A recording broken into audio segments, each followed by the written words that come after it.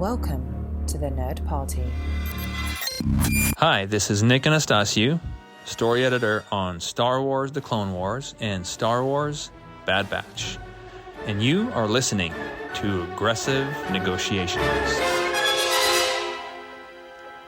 That's right, you're at Aggressive Negotiations, the Star Wars podcast that prides itself on getting into the nitty-gritty of the Star Wars galaxy. And boy, with a galaxy this large, there's not only a lot of nitty, but a whole lot of gritty. I am one of your hosts, Jedi Master John Mills, and joining me on this journey of exploration is Jedi Master Matthew Rushing.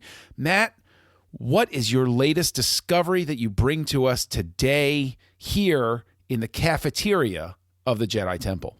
Wow. I mean, I just brought this plate of cookies that are shaped like Yoda. And cookies. I hope that's okay. It's absolutely okay so long as there are plenty of midichlorians in them, because midichlorian cookies, you know what? Now I'm thinking in terms of a cartoon for Star Wars where, like spinach, there's like a can of midichlorians and somebody can consume them and become a superhero like Popeye. So is that like melange which would be spice and Dune? Okay. Yeah, okay. Right? Like, can you distill a ton of midichlorians? You know what? Topic for a different day. Be sure to go over to thenerdparty.com and go to thenerdparty.com/contact. Look up Aggressive Negotiations. Drop us a line. We do, in fact, try to engage with people. It's more difficult than we'd like to admit, but we do try. And you can, of course, reach out to us on the social networks at the Jedi Masters on Twitter, and look for @JoyNerdParty on Twitter for the network, or you can find the Nerd Party on Facebook and Instagram. I feel like I say that every week, and so I try to say it a little bit faster using Jedi speed the way that Qui-Gon and Obi-Wan classic. did. Speaking of Qui-Gon and Obi-Wan, our topic today, Matt, I'm going to throw this question out there to you just to kick things off, brought up to me by a friend at work, is what happens at the end of episode 1 if Maul manages to kill Qui-Gon and Obi-Wan. Let's set aside the fact that we know that Obi-Wan has to survive for future movies. We're coming at this as if it's the first story that we're encountering. What happens next? What happens next with Anakin? What happens next with the rest of the galaxy? So what happens next if Maul wins? See, what I like to think, you asked that question and then you preface like with the Obi-Wan thing.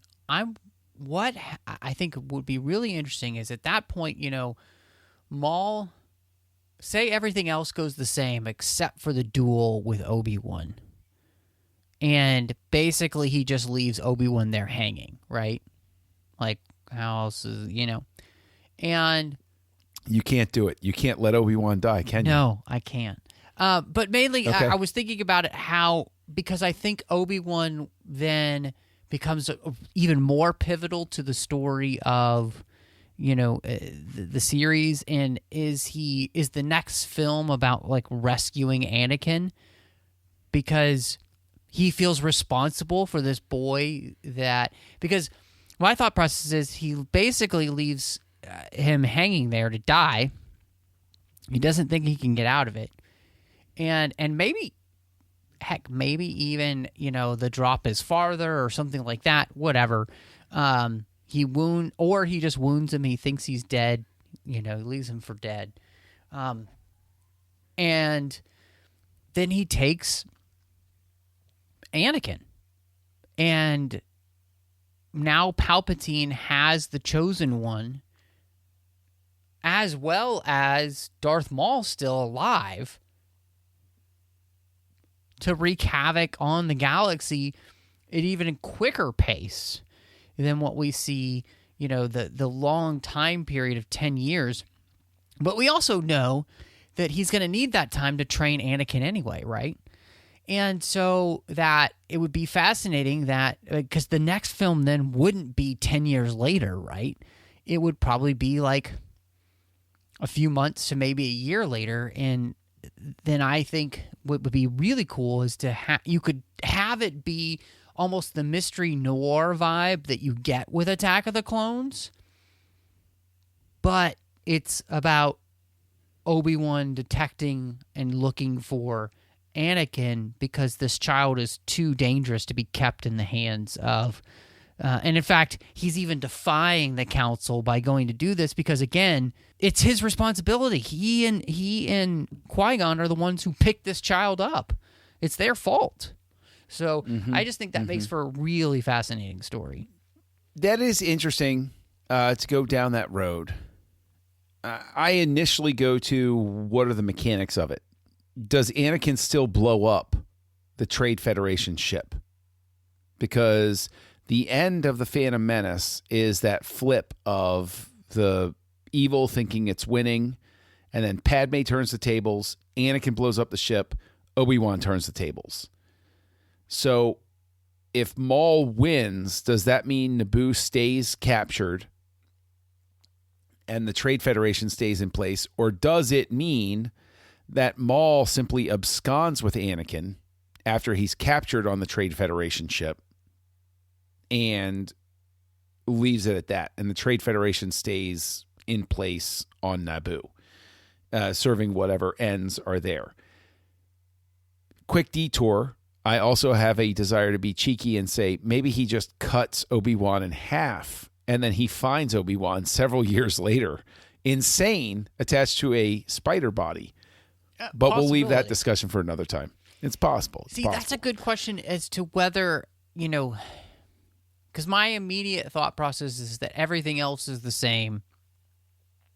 It's just that Maul is able to capture Anakin and leave with him, so that good thinks it's won, but it hasn't, basically. In much the same way that, when you end the Phantom Menace, we push in on his face and Yoda's like, was it the master or the apprentice? And we all realize, no, we only got the stooge. We didn't get the real guy. And things are not going to go this is not going to go the way you think. And so I think by doing that, you almost create the same type of energy moving into that second film. But it also allows, Palpatine the ability to be corrupting, I think, the Republic even more quickly, because he has the power behind him in the sense that he doesn't have to recruit Dooku. He's got Maul, who is at the height of his powers. And I kind of think that the interesting story to me would be having Maul then begin to work with the underworld at Palpatine's behest to create this way of basically being able to kill Jedi on all these different planets. And it's really this underworld kind of uprising that then needs, we either need an army or we need more Jedi or something. That's interesting because Maul basically winds up boxed into exactly what Palpatine has him do later. For instance, in Solo: A Star Wars Story, or even in the end of the Clone Wars, Maul basically is playing the part of that. I find it interesting that you go there. That makes perfect sense that Palpatine would be using him to similar ends. But you mentioned a name in there that I think does need to be considered, which is Dooku. Now, in my version of events, Obi-Wan's dead too. Dooku is now a wild card. Do we ever meet Dooku in the story? Does Dooku come back to try to change the Jedi ways one last time to let them know this is how things got screwed up? Or is Dooku ever going to enter the story if Maul absconds with Anakin? Will that ever come into play for the galaxy? Because the thing is, also in my head, Trade Federation remains in control of Naboo, which we know Palpatine, Sidious, was going to try to use as leverage for his rise to power. The mechanics of it are awkward at that point. because I don't know how things progress in terms of, does the Trade Federation, as part of this, then go and start taking over other worlds? Is that because Phantom Menace is supposed to be where the war starts, but it doesn't because of Anakin. So is it possible that we see an entire alteration here where Anakin, absconded with by the dark side, everything shifts so drastically? And actually, let me throw this question out there as we're talking about it. It's interesting just how many different sort of threads open up here. It makes me honestly respect exactly how focused and disciplined this story is, because there's so many different things that unravel by one thing moving. Does Maul abscond with Anakin and keep him as a hidden apprentice for his play against Sidious as a Sith? Sure. See, that's something that I think could be really interesting, is that, and I'm going to argue that Obi-Wan stays alive, because Maul is using Anakin as his own apprentice in much the way that Dooku was using Asajj, and thinks that he's keeping him hidden, but really he's doing exactly what Palpatine wants him to do, which is just basically train Anakin. So by the time that Obi-Wan meets up with them, it's too late. Like, Anakin's already gone to the dark side, and actually it would be fascinating, because in this version, at the end of movie 2, there's a big 3-way fight between Obi-Wan, Maul, and Anakin, and it is Anakin who turns the tables on Maul to actually kill him, wound Obi-Wan, and Obi-Wan just gets away with his life, so that it's Anakin at the end who's basically proto-Darth Vader by episode 3. See, at some point in the future, put a pin in this, we have to sit down on a couch and talk about your Obi-Wan thing here, because you get to this point, it's like, there's this interesting inversion, I think, right there, where Obi-Wan is facing off against Maul and Anakin. I still kill Obi-Wan in this instance, and you're giving him the out. You're just lightly wounding him. It's only a flesh wound. Well, I didn't say lightly wounding. I said he's wounded, and he barely makes it out with his life. So, he loses a pinky then in your telling of the story. I haven't decided, which appendage he loses, if any. So, what I think he of, gets a light though, singeing, because I think what's interesting is just playing around with all of these ideas and allowing the characters to kind of basically, because I'm thinking of it as that they do have to kind of end up where you are in, episode 4. And I mean, you could make this, really dark too, in the sense of where Anakin truly betrays Padme, where she thinks that he is just somebody who hasn't become a Jedi, he hasn't turned to the dark side or whatever and everything, or it hasn't gone down that road or whatever, and just completely betrays her in that way, and then basically leaves her high and dry, So, yeah, I mean, yeah, so. I don't see the twins happening in this circumstance. I see the Force responding in some different way. Okay. I don't see Anakin having kids in this scenario, because if Maul takes him and absconds with him during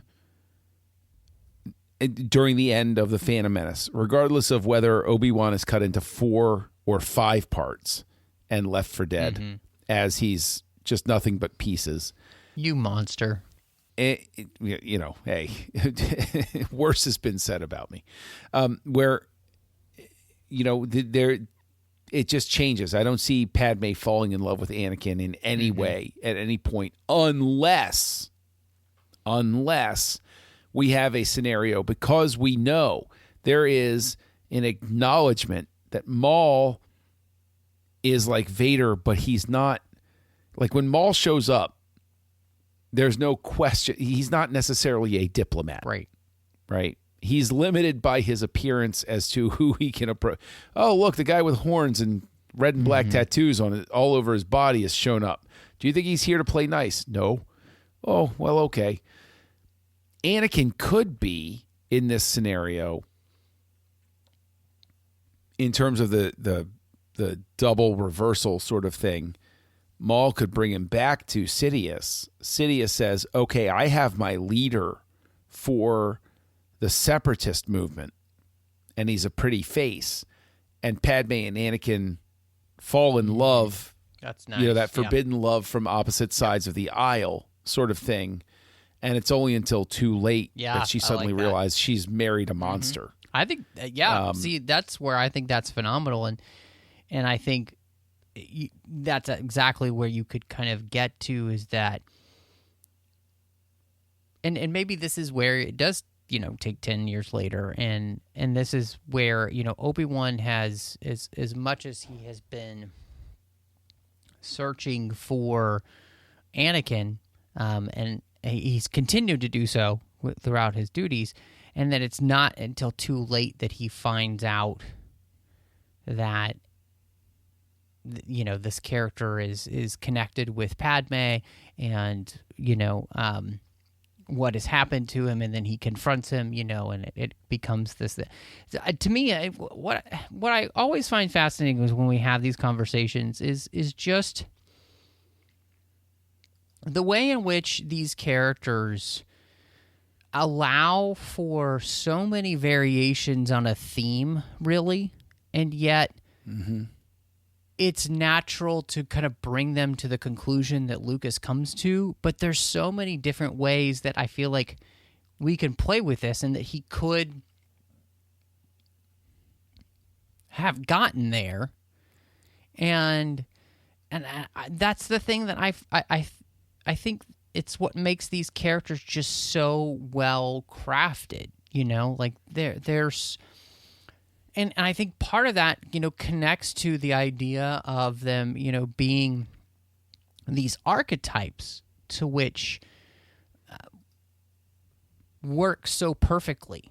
That's just, and it's something that I was thinking about, because we talked about Visions last week, and there's actually a book that's coming out called Ronin, based off of that very first short that they did in Visions.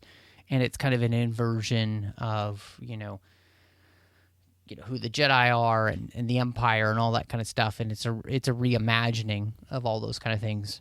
But doing this as a thought exercise, like what if, the ways that we do, it's so interesting to me, though, that it's hard to get too far away from where George took the characters. Yeah, and the story is so much more dense than people give it credit for. And I think that one of the things that works against the prequels especially, and I know I've said this before, and you've said this before, so this isn't necessarily, I'm not acting as if this is a completely novel thought, but the simple fact of the matter is that when you start to do these thought exercises, like you term it, and you come at these things, you suddenly realize that in terms of story and imagination, Lucas was working just on this different level than most people do who are making movies, where it's not just simple beats to him. When you slow it all down and you realize he's just thinking in hyperspace, right? It's like, oh, okay, that is why that goes together that way. That is why the puzzle works so well. That is why all of these things seem to make so much sense. Right. Even if you're going to sit there and have a complaint about something, it still makes sense, at least. And it's a really interesting way to discover that sense of logic has disappeared from a lot of movies, and they've become sort of just Dada exercises in, I don't know, like visual overload, where just everything just has a place. And I don't know that I would want a movie, like Phantom Menace. Let's close it out here with the best question, I think, as we're sitting here with this thought exercise. Is there any part of you that would want the end of the Phantom Menace to go differently? That would want to see Maul survive and have these sorts of changes happen? I think, having talked through it, I do feel like the characters in the storyline is so well defined. And part of this is, as you were discussing and talking through your idea, I was thinking it's because George thinks mythically, and he thinks along the lines of heroes' journeys and all of these things to which are so ingrained in the human psyche and human tradition of storytelling that it makes it so easy to be able to kind of get to where he wants to go in many different ways. And so I could see it ending differently. I could see it ending where Maul wins, and yet we still kind of end up in a place that's similar to where we end up, in so that he can get to episode 4, right? And I think that's the thing that really amazes me. Like, every time we have these type of conversations, it just amazes me that we could still find our ways back to, and George could have found his ways back to where he needs to get the characters. And the characters still go on very similar type journeys, but there's just a lot of different ways that you could move the puzzle pieces to make them fit. And I don't know. I don't. Is there another story out there in our popular media that has this much malleability? And yet, I think when I come to your question, I also think it just feels right the way it's done at the same time. Is that weird? Like, yes, I could answer yes, it could end differently, but also it feels right at the same time. No, I don't think it's weird, because I look at, I'm looking at parts of my movie collection here right now, right? And is there a different way that I could see or would want to see an alternate ending, say, to Terminator 2? Actually, yeah. There are a couple of things where that story ends well, and I like the way that it ends, but I could be argued into a position where I could say, but this might work better. As much of these ideas as we're kicking around, and to your point, you still wind up getting back into a mold that gets you to where you need to go. I don't want Maul to win in this movie. Right. And I think that is the strange tension you and I might find sometimes with the people who don't care for the prequels, or specifically the Phantom Menace. Right. Is Maul was such a flashy, enjoyable, fun, evil character that I think there were a lot of people that didn't want him to die because they wanted him to escape, at least, or win in some way. But even from that very first viewing, I didn't want Maul to win.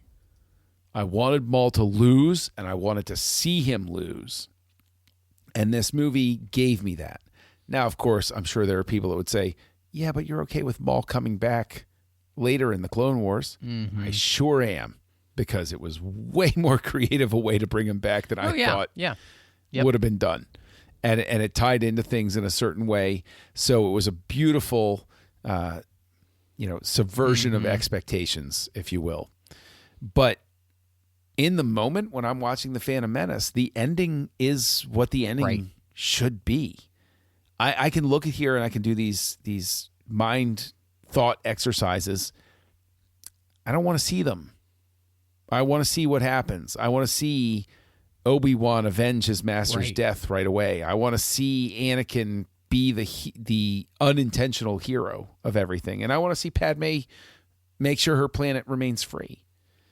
And so, it's that sort of thing. So all that being said, I feel like we are spoiled by the fact that, being longtime fans, not only did we see Maul die in the way he needed to die for the Phantom Menace, but we got to see him come back and become one of the best characters in the entire saga. So, like, in a sense, I feel spoiled by the fact that I've gotten the best of both worlds with this character. I absolutely 100% agree with you. And I think that's the thing that makes this so special, is that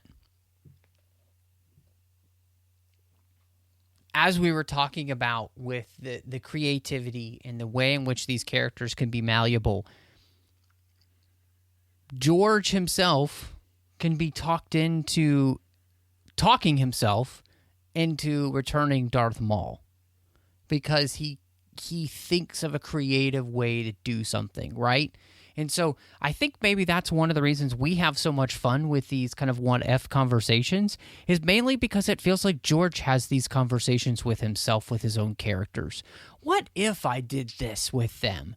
You know, and that's much of what the Clone Wars became, I think, in many ways. Like, what if I had the opportunity to do this? Because he had the time to do so, because he had the time to just sit around and think about the characters and the storylines that they would go through in the Clone Wars. And that meant, you know, characters like Darth Maul got a second life, you know, like a cat. You know, it's just, I think that's what makes it so special, and that's what kind of makes it so fun, is that it feels like the creator himself does these same type of thought experiments. At least he did when, you know, he still owned Star Wars. And we can leave out what I would say after that for another episode that we could discuss at some point. But if people want to ask themselves, what if I reached out to Matt Rushing on social media or sought him out on other channels on the internet? They ask themselves, what if I did that? What would happen? Where would they go to find you? Well, I would probably respond to you, as I do to pretty much anybody on social media, at MattRushing02. Here on the network, you can find me with a finished show called Owl Post with Drea Kaufman, as we talked about every single chapter of the Harry Potter series, one chapter at a time. You can also find me over on the TFM network doing a bunch of shows. One is the 602 Club, which houses so much of that side of the network, is we're talking about all of the things outside of Star Trek, like Star Wars, Bond, Marvel, DC, I mean, all the major franchises. And in the 602 Club, of course, you can find Snyder Cuts, which is specifically all about the films of Zack Snyder, as well as Assembling Avengers in that same feed. They're bonus shows that John and I do together. So hopefully you check those out.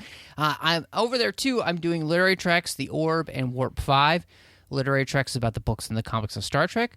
The Orb is about Star Trek Deep Space Nine. And Warp 5 is about Star Trek Enterprise.